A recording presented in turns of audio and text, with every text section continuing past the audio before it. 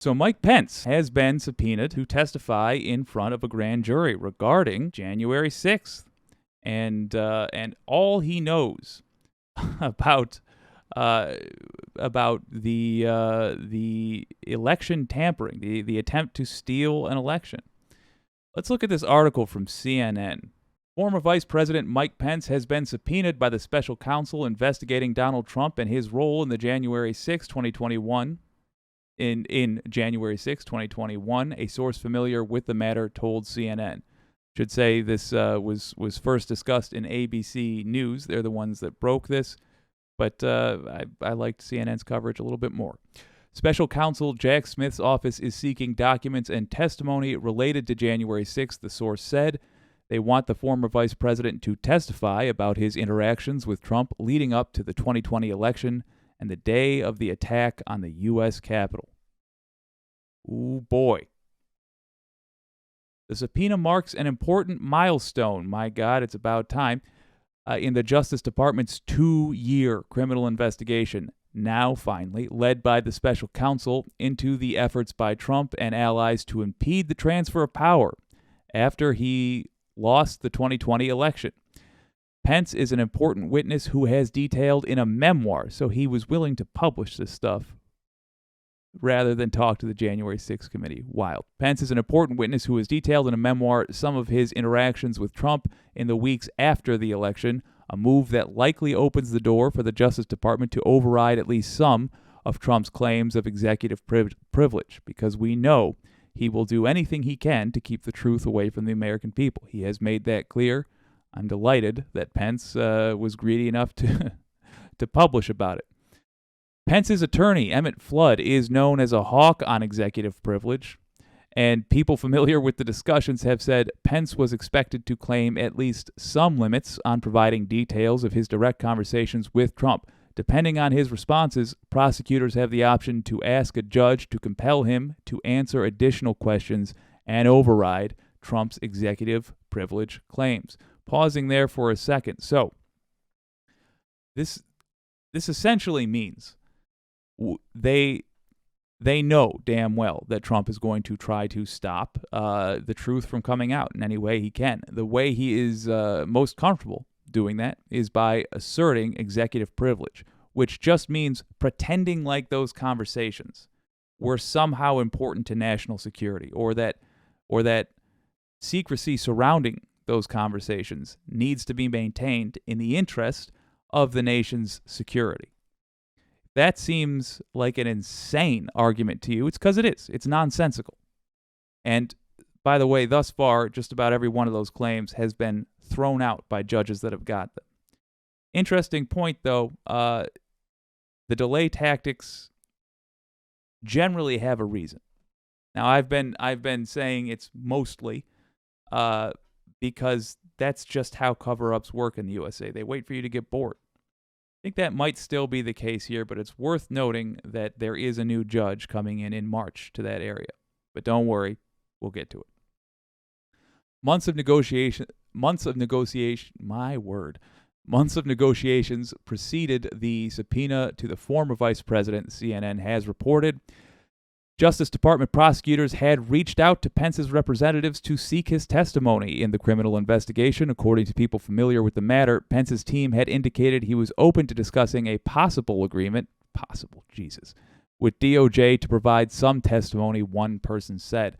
That request occurred before the department appointed Smith to oversee 2 Trump-related investigations, the January 6th related probe and another into alleged mishandling of classified materials found at the president's Mar-a-Lago residence. Bear in mind, the primary issue with that was the obstruction of justice, the refusal to return the documents, an absolutely wild thing for him to have done. We would never have heard about it if he had just given them back. There are no plans for Trump's team to challenge the grand jury subpoena of Pence at this time, according to a source familiar with its thinking. I don't know who that source is, but I wouldn't count on anything they say, either because they are on Trump's team or because Trump's team is simply not predictable. Even Trump's team doesn't know what Trump's team is going to do. They are pure chaos.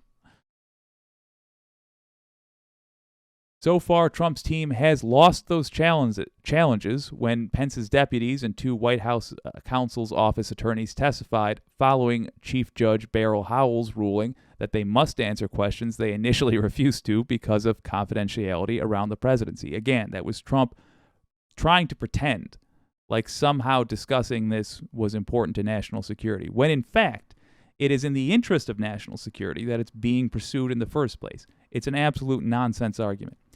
Howell's tenure as Chief Judge of the D.C. District Court ends in mid-March, meaning a different federal judge, James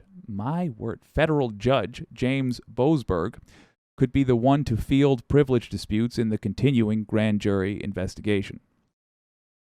So, I wouldn't sweat that all too much. Boasberg, I'm saying that name correctly.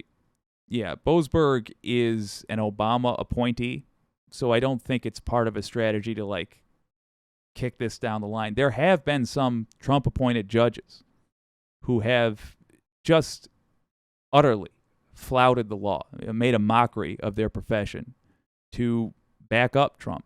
This guy I think he was appointed, Boasberg, in 2011. So he's an Obama appointee, is the point. So it's unlikely that this guy is going to run cover for Trump.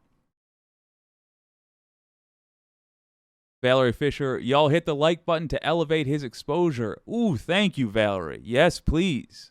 Lord knows I do appreciate likes.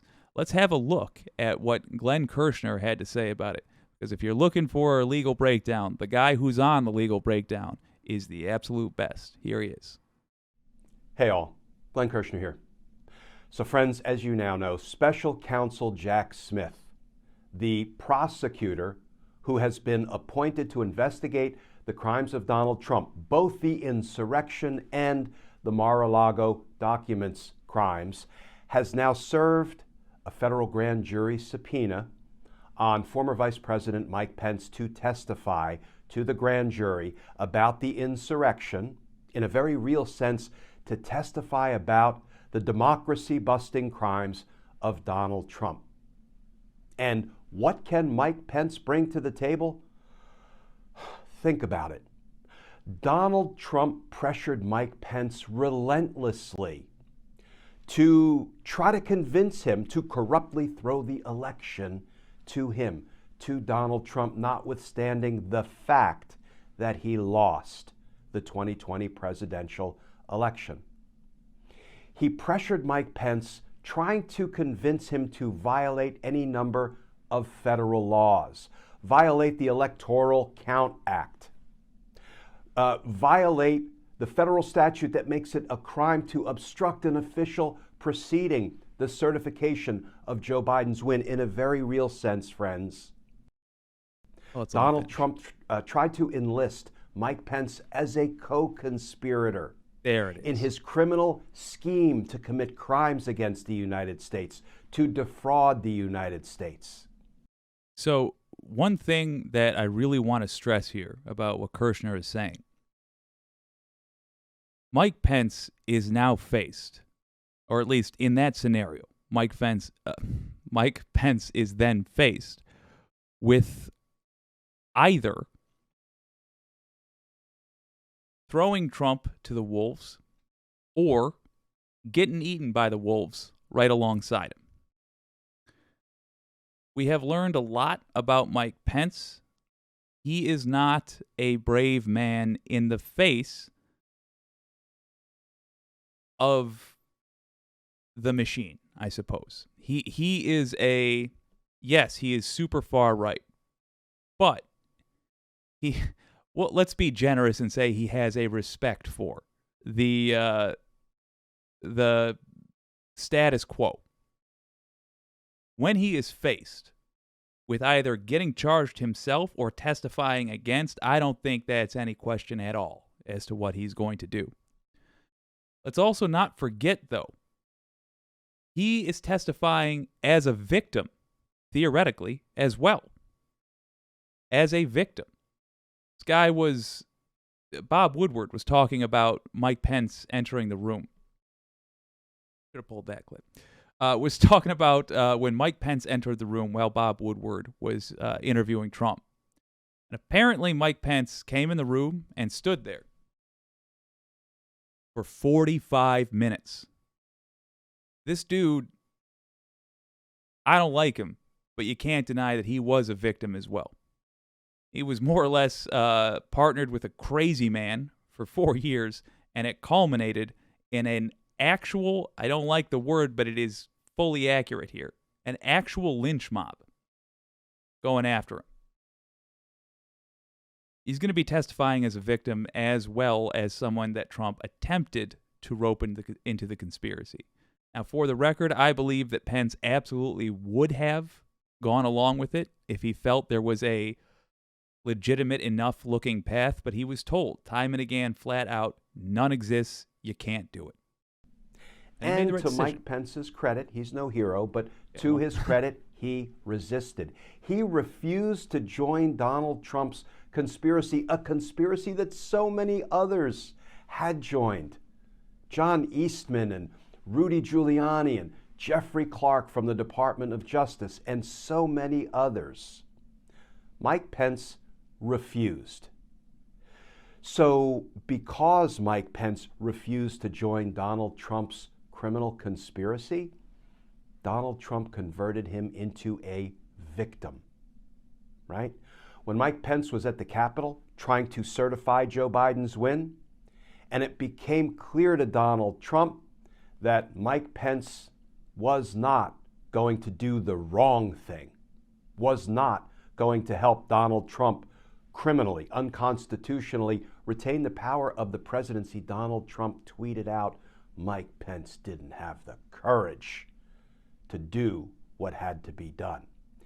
And that inspired Donald Trump's already angry, enraged mob to begin hunting for Mike Pence and to begin chanting, hang Mike Pence. In a very real and direct sense, Donald Trump converted Mike Pence from what he hoped would be a co-conspirator to a victim. And when that crowd was hunting for Mike Pence and chanting, hang Mike Pence, Donald Trump did nothing. Shouldn't have doubted Glenn Kirshner. My word. Yeah, right on the ball. I wholeheartedly agree. I get hit with waves of it sometimes. The realization, my God, this was the United States of America. I don't know about you, but growing up, like the one thing that we were still clinging to as something we could be proud of about being American was the peaceful transfer of power.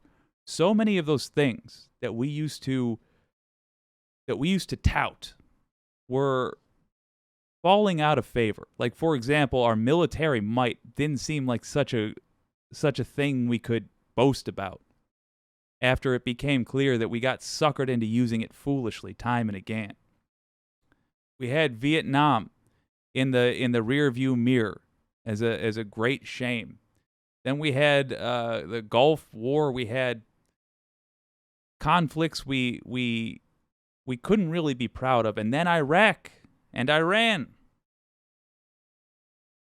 It just became an embarrassment. Our economy was clearly tanking. Even when I was in my teens, it was just obvious to those of my generation that we were not going to be going into the same economy our parents enjoyed. One by one, those things that Americans could be proud of evaporated. But we held on to the fact that we were a democracy, and we had the peaceful transfer of power, and by God, in 250 years, that hadn't been shaken except for, those couple of dozen times. But the myth was there, and now, gone. And I am at least grateful for one thing, which is that we are not lying to ourselves about what we are anymore. And hopefully, we're going to deal with it. Let's let the man continue. He did nothing to tell them to stand down. He did nothing to protect Mike Pence and his family and everybody in the Capitol that day. So does Mike Pence have some powerfully, sharply incriminating testimony to give to the federal grand jury about Donald Trump's crimes? You bet he does. So what happens moving forward? What are the implications now that Mike Pence has in his pious little hands a federal grand jury subpoena. Well, first of all, he can try to fight it. He can try to claim executive privilege, and he will lose. Donald Trump's democracy-busting crimes will cause every single judge who has to resolve a Mike Pence claim of executive privilege to deny the executive privilege claim and order Mike Pence to testify. About that, I am certain, and I'm not going to waste a lot of time discussing executive privilege. If we start to hear concretely that Mike Pence is trying to play the executive privilege card, coward that he is, he might, you know what, we'll deal with it then. He will lose, and he will be ordered, he will be compelled to testify before the grand jury, and hopefully he tells the truth. I'll jump in on that, actually. I don't think he's going to. I firmly believe that Mike Pence wants to wash his hands of this efficiently. That meaning he's going to want to get in there, say everything needed once, and get out. It's very likely, in fact, that he might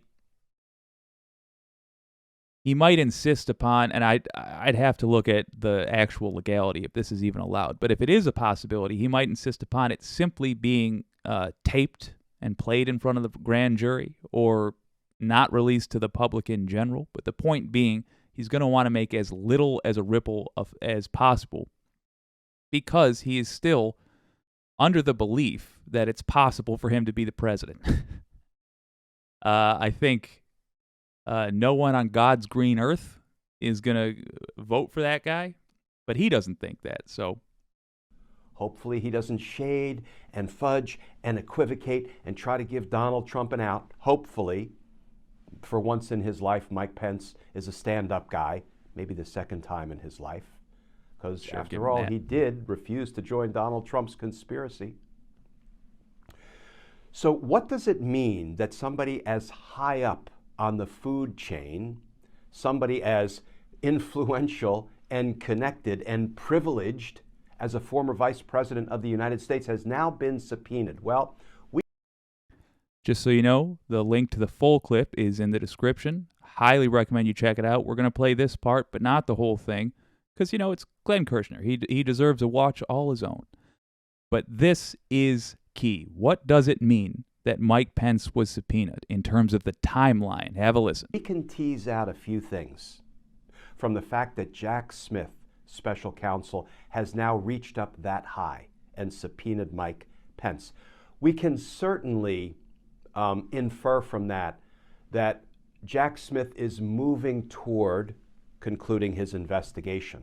Not that Mike Pence will be the last witness, but when, I was a federal prosecutor for 30 years, when we are running large-scale grand jury investigations of conspiracies or of criminal organizations or enterprises, we generally start with the lower-level witnesses, right? The less important, the less critical, but witnesses who nonetheless have bits and pieces of relevant information, incriminating information about the targets of the investigation.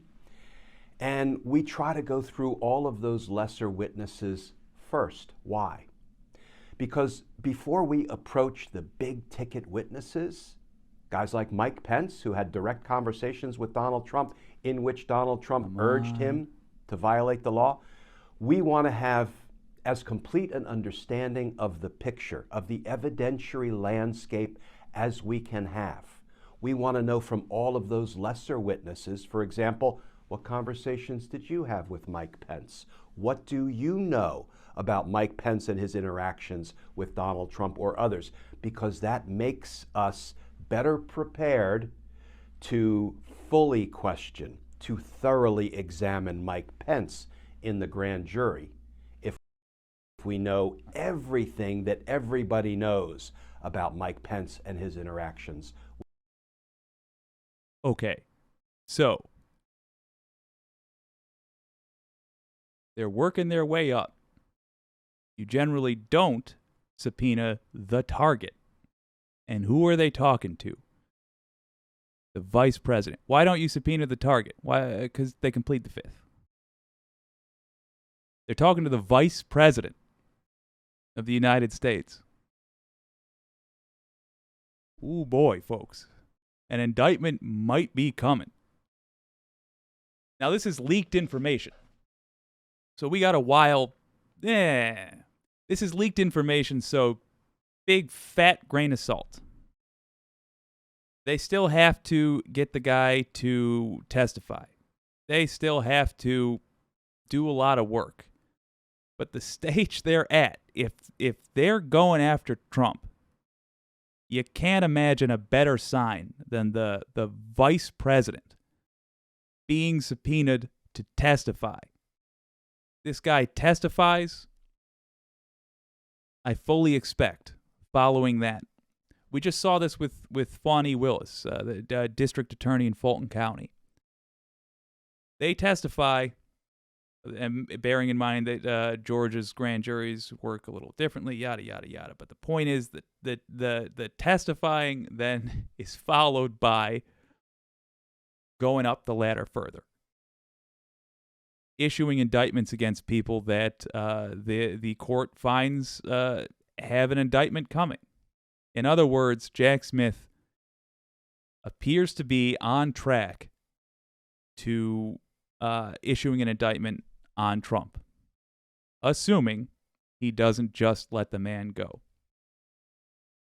To me, this is very exciting news. I don't think it means Monday morning expect to hear that Trump's in handcuffs. No. We don't live in a system that is that just yet. But great news. This essentially means we can expect Trump directly to be the next person in the line, however they're going to approach him. But if they're working their way up the chain and they're at Mike Pence, I mean, it's got to be Trump next. Now, what alarms me is that they might try to pin this all on Rudy Giuliani. They might try to pin this on Eastman. This is possible, and it would be disappointing. But I do think that Merrick Garland and Jack Smith and the whole of the Justice Department seems to be aware of the fact that the American public is a hell of a lot more savvy than it used to be. This is not the Nixon days where a blatant crime can get committed and the next president can give the last one a pardon for the sake of, I don't know, protecting the powerful. Let's not trust that, though. That's me thinking that. There's a link in the description to contact the DOJ. If you are from any of the states that did not have a false elector plot, I would recommend just writing the DOJ and saying, just so you know, I'm expecting charges against Donald Trump. Just to put pressure on them, purely so that they know we're watching. If you are, however, from one of these states, let me throw this up here for a second. You're from one of these states: Arizona, New Mexico, Nevada, Pennsylvania, or Wisconsin. Then the false elector plot happened in your state. That's where they tried to get electors that were not any sort of official. They tried to get a group of just randos to pretend like they were your state's electors and to send in votes that were not who you voted for. These are all states that went for Biden, and the GOP, including the state-level GOP in these states, as in the representatives working near you, people who live near you, they tried to send in phony electors. In Georgia and Michigan, there are state-level investigations into this. In Arizona, New Mexico, Nevada, Pennsylvania and Wisconsin, there are not. Let me tell you what's going to happen if it's left up to Merrick Garland. He is going to get as few people that were involved in this as he can get away with going after. He is not going to go after people who tried to undo your vote that don't make a lot of headlines to begin with, that aren't easy to get, and he'll allow them to run free. I don't think we should let that happen. I think if you live in one of those states, you should use the link in the description to contact your attorney general and say you want a state-level investigation into 2020 elector fraud. There's even a script that you can use if you so choose.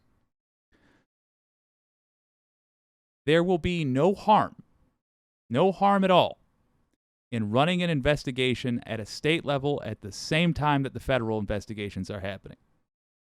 These were state-level crimes as well as federal crimes. It's possible that the same thing the same crime spree can cover both. Don't let them get away with anything. Let's not only cover our bases, let's cover every base we can possibly cover. Let's make sure this guy does not get away. Because, boy howdy, we did not see Merrick Garland making very much progress until it was clear that others were. Until the January 6th committee happened. If you remember early days, Merrick Garland seemed caught off guard by information the J6 committee got. That shouldn't have been so. Truly, it should not have. He should have had surpassed anything they were able to do within the first weeks of his investigation. Before the committee was even formed, he should have been past where they revealed they had gotten. So don't rely on him. Contact your state's attorney general. Get after it. Get those state charges filed if you live in one of those states. If you don't, contact the DOJ. It does not hurt just to remind Merrick Garland that the American people watch this now, and that the old ways of letting every president go that commits a crime, and by the way, since Nixon, every Republican president has committed a crime while in office. I welcome a lawsuit from any of these fools. Nixon, Reagan, Bush Sr., Bush Jr., Trump. I welcome them to sue me over saying they committed crimes in office, because you know what? Most of it's a matter of record. Watergate and the Chenault affair. That was both Nixon. Iran-Contra, that was that guy. That was also his vice president, George H.W. Bush, involved in Iran-Contra. George W. Bush lied to the American people. Got us into 20 years of war, wherein 7,000 American soldiers died, as well as 8,000 contractors and an unknown number of people in the Middle East. And Donald Trump has committed so many did commit so many crimes while in office that to list them all here would literally take hours. Zero accountability so far. We got to change that. State-level charges. Attorney General in Michigan, Dana Nessel, listed as one of her reasons for pursuing state-level charges, because it has taken so long for federal charges to come as a result of Trump's election tampering. Pressure from her constituents. Use that as a template. Pressure your attorney general.